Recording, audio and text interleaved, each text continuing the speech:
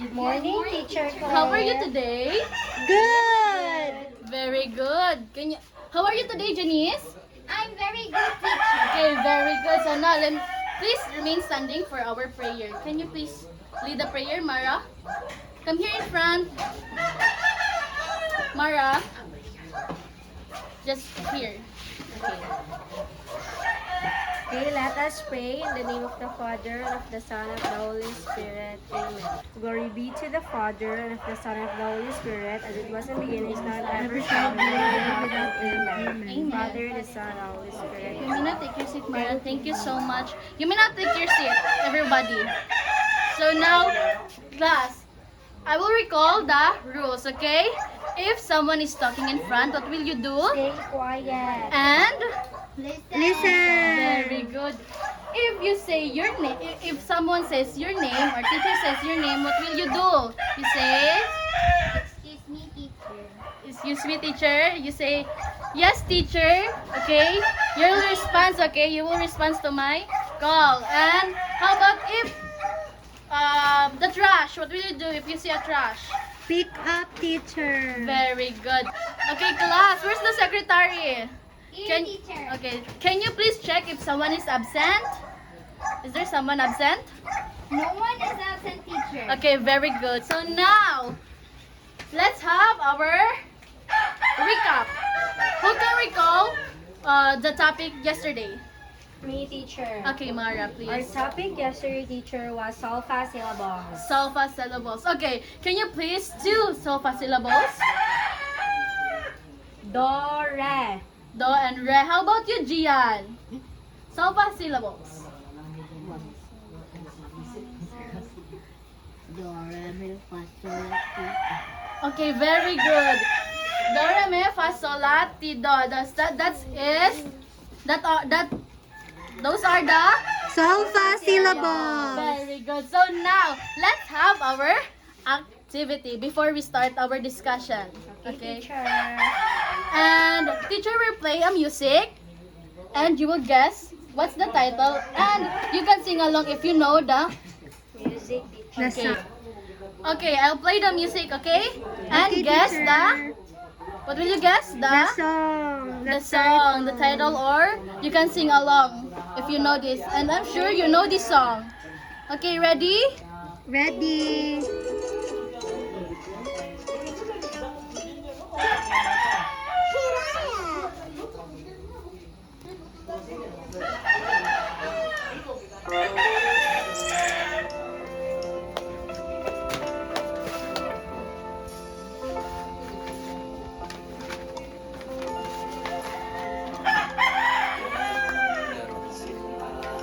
Buko ng papa. Teacher! Okay, Shana. It's Leron Leron Sinta si Leron, Sinta. Very good. Okay, sing along. Clap your hands. Magli ang sanga tapos sa palaran humanap ng iba. Okay, again. What's the title? Laron Laron Sinta. Very good. So now, what do you think is our topic for today? Yes, Shana. About songs. Songs. Very good. Anyone? Music. Another music. Janice, you have an idea? It's culture. Culture. Very good. Your answers are all correct. Okay, our topic for today is all about. Okay, please read, everybody.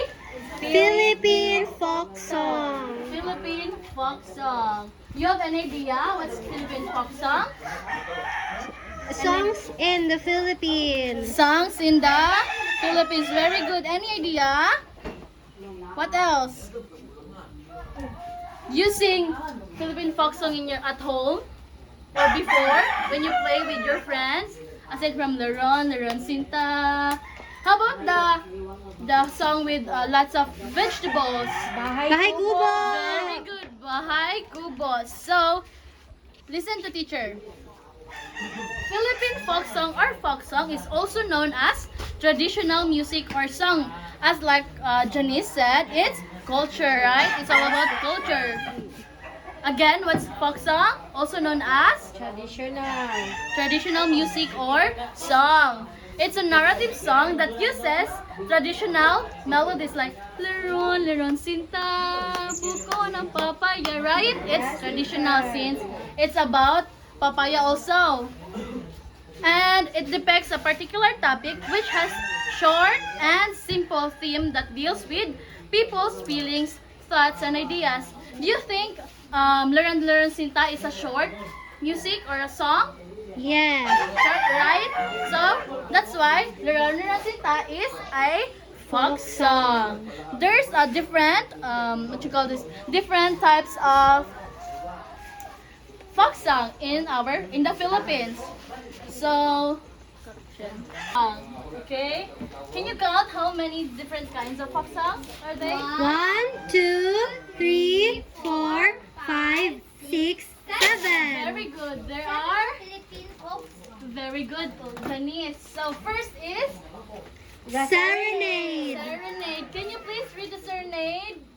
Raise your hand. Okay. Mara. Serenade played outside a woman's house at night. Okay, serenade is played at A woman's house at night. very good. So Harana. Harana. Are you familiar with Harana? Yes. When the guy sings a song For a girl. Yes, very good. It's a sign of courtship, right? Courtship. Very good. Harana. How about the second one? Who wants to read? Okay, Shana, please read. Lullaby.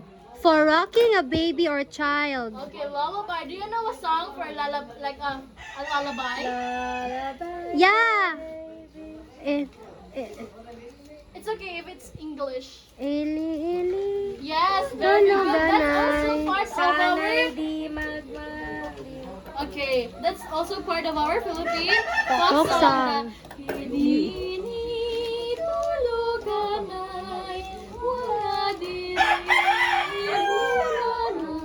It's part of our Philippine folk It's song. a lullaby sometimes, but now children is like twinkle twinkle little star. But in our culture is Ili, Ili. Next song is a. Work song. Let's read the work song. Okay, Shana. Work song. To inspire workers at work. Okay, very good. To inspire workers at work.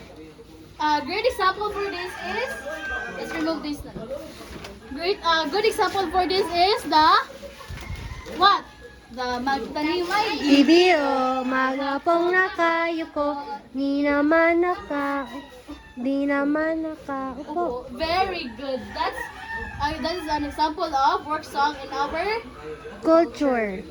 Philippine folk song, right? Because it's about working, nagtanim. Since farmer is tatanim, right? Yes. Very good. So next is ballad. Can you please read this, Mara? Ballad narrative songs that tells a story. Very good. A ballad is a narrative song that tells a story. Example for this, do you know someone who is a ballad singer? No, Do you know Regine Velasquez? Yes, teacher. Yes. She's Regine a very good singer. Yes. She is a ballad singer. The ballad, it tells a story, a narrative, and it tells story. How about love and courtship? Shana, please read. Love and courtship. Love song or a parental or romantic love. Very good. So, a love song, it can be a parental or romantic love. Example for this is Irug Irug, Asa Irug, ganun like that. Are you familiar with that? Yes, teacher. Very good. So next is friendship and conviviality. Can you please read this, Janice? Drinking songs, humorous welcome songs. Okay,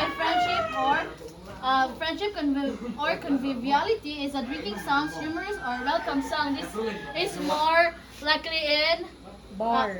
no. What? How do you know the bar word, Mara?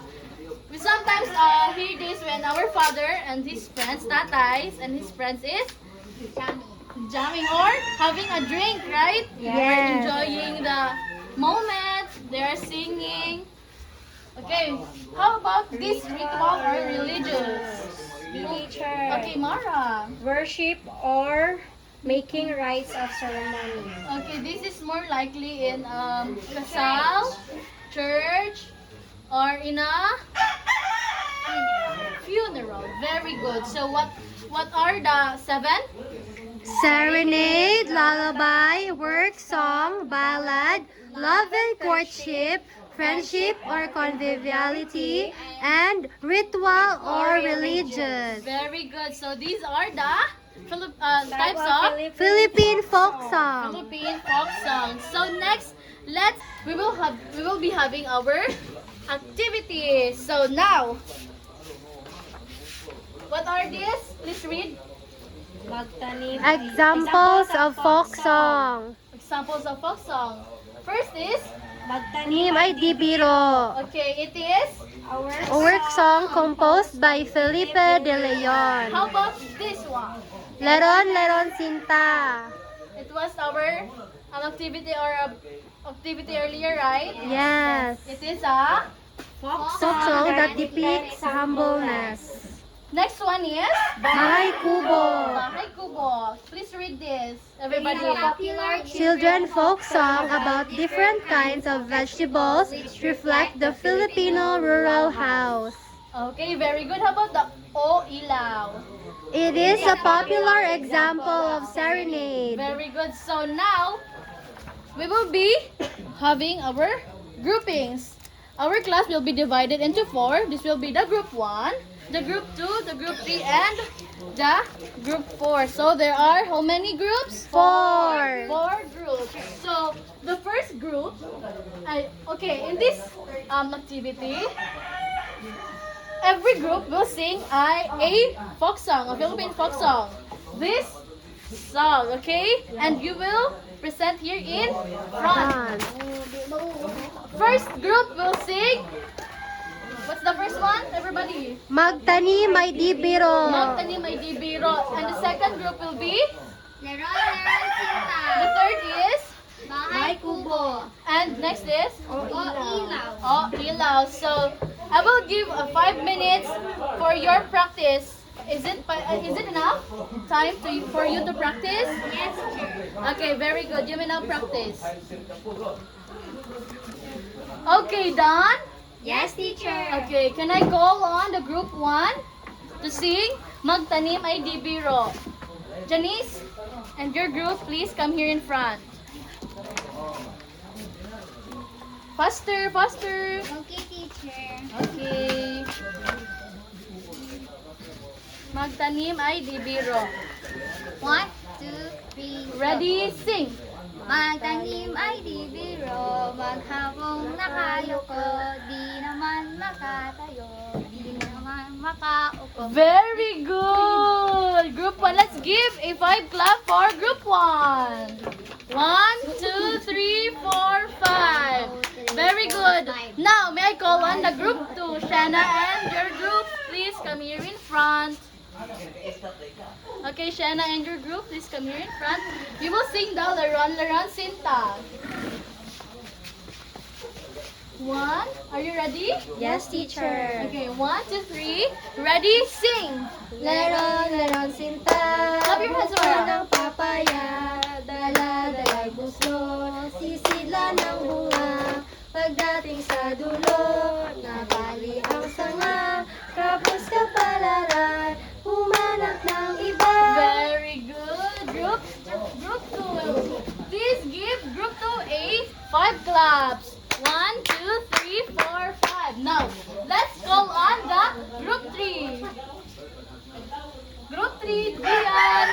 And your group, please come here in front. Sing the Bahay Kubo. Gian and Kian, please come here in front. Come here. Go, come here. Where's your group, Gian? Kian, please. You are the group 3, okay? Don't be shy. Please sing the Bahay Kubo. Teacher will sing it with you. Okay, 1, 2, 3, go. Bahay kubo, Don't cover your face. kahit munti, Ang halaman doon ay sari-sari, singkamas at talong, sigarilyas at mani, sitaw, bataw, batani. Okay, you can now sit down. Please give group 3 a 5 claps. Okay, that's all for our activity. Now, class, did you understand or did you get all the topic, all the discussion about Philippine folk song? Yes, teacher. Okay, what are the 7 Philippine folk song again? Are the types of Philippine folk song? Serenade, ballad, Lullaby, love or portrait. Rural and religious. Yes. What else? Work song. Yes, work song. work song, And friend and conviviality. Very good. So, can you tell me what's the importance of remembering or knowing the Philippine folk song, our Philippine folk song? Yes. It's important to remember the folk song to restore our history. Okay, very good. And to remember, always remember our history as generation evolve, right? yes, teacher. Very good. So now, please sit down properly because we will be having our another activity or we will be having our test. Okay? Okay, teacher. Please bring out your papers and pen because you will going to write this activity in your paper and answer this. Would that be okay with you? Yes, teacher. Okay. Please bring out your pens and papers quietly. I said quietly. Quietly. What's the rules again? Stay quiet when Someone is talking. very good. When someone is talking. So, okay, are you ready? Yes. Yes, Are you teacher. ready? Very good. Always Ready. ready. Very good. Janice, please be careful of your pencil. You might get hurt your classmate. Sorry, teacher. Okay, now, are you ready, huh? Yes, teacher.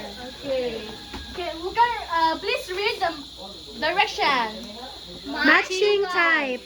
Match the column A to column B. What we're going to do is match the column A To column B.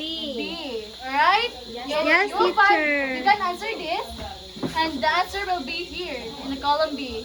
Okay, Just choose your teacher. answer, okay? Yes, I'll give you teacher. 10 minutes to answer this. Okay? Okay, teacher. Okay. You all done? Yes, teacher.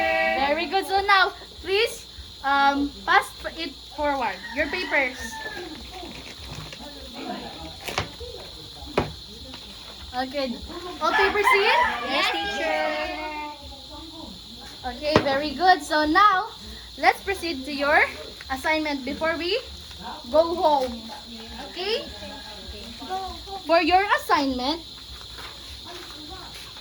bring out your assignment notebook, please. The color yellow. Color yellow, which is your assignment notebook, right? Yes, teacher. Very good. Okay, please write this.